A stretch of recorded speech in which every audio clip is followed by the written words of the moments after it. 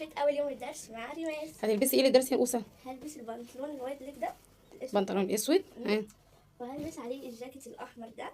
تمام.